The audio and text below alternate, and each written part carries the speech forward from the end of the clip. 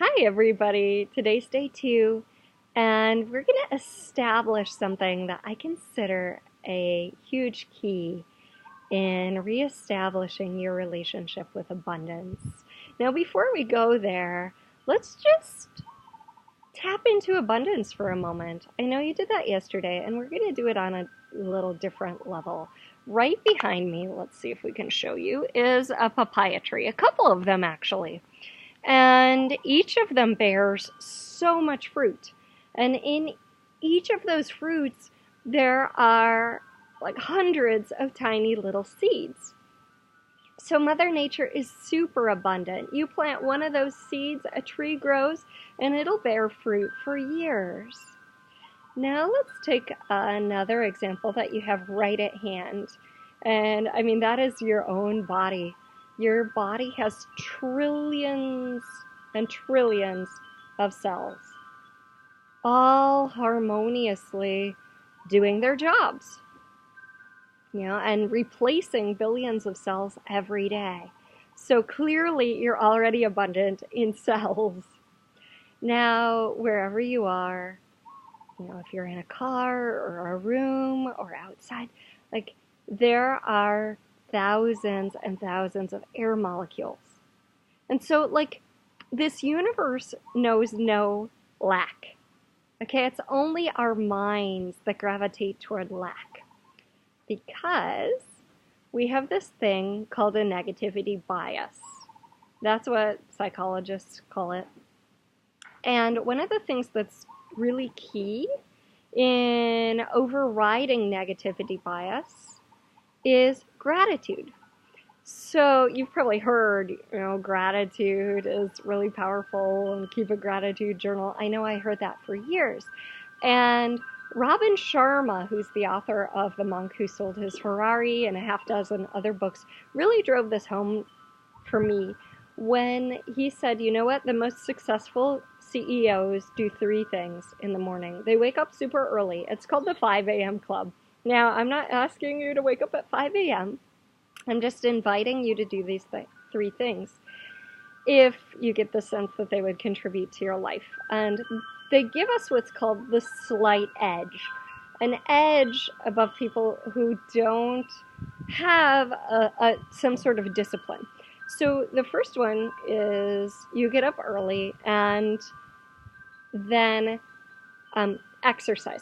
Okay, exercise gets the endorphins flowing and all these useful chemicals running through your body. Number 2, so get up early is like the foundation of that. Number 1 is exercise.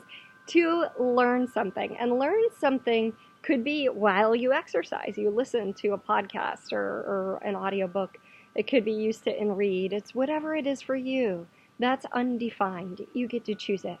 Number 3, journal. And this journal, as you do it, 10 to 20 minutes, and we're going to play with that because I don't want to add things that are going to be burdensome to you. So we'll talk about that. So with the journaling, you first off focus on what you're thankful for. And I'm going to invite you to have some questions as well and play with what you think might be a problem or a challenge and just look at it and be like, well, what is the possibility here? Or what are the possibilities here that I haven't explored yet? Or what amazing future is this creating? This situation, this person, this whatever you've thought is a problem. What is this creating that's greater than I could have imagined?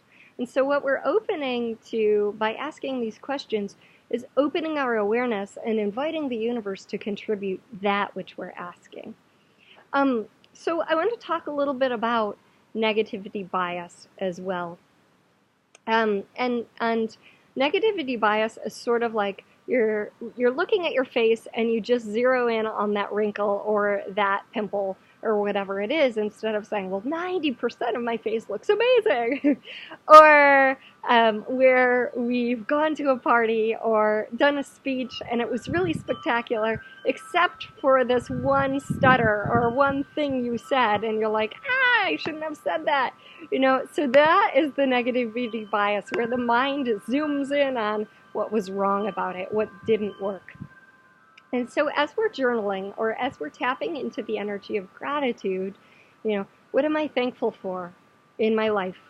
What am I thankful for about my journey? What am I grateful for? The people, the situations, the experiences, the capacities I have. You're acknowledging them. And as you acknowledge them, it allows you to receive them even more fully. And if you think about it, whatever direction you put your focus is what you get more of. So you can do this little experiment, like ask to see a particular kind of car. Maybe like one of my clients, it's orange cars. So you're like, I never see orange cars. I'm going to choose to look for that. And notice that they actually show up more. She did this and she was like, I saw 3 orange cars in there. I was like, I don't believe this. And then I saw another one, And so it's like whatever you're putting your attention on expands, right? You've probably heard that. So I mentioned I don't want this to be a burden. And so if journaling isn't what you like to do, maybe you'd like to speak it aloud.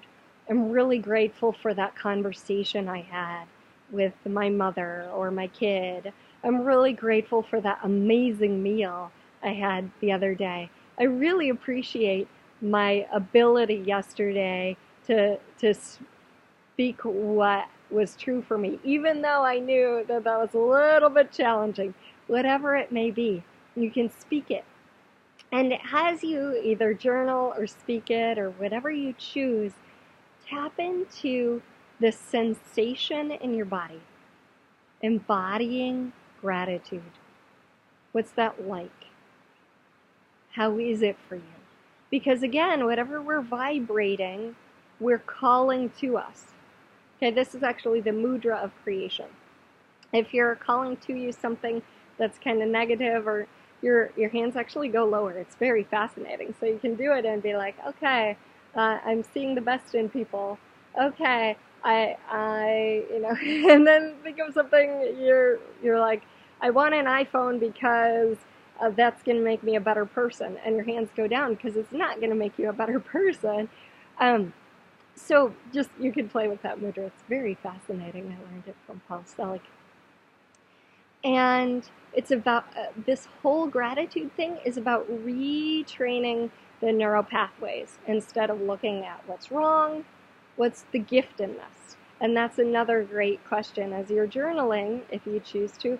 If you have a situation you didn't like, okay, what's the gift in this? What future is this creating that's greater than I could have imagined?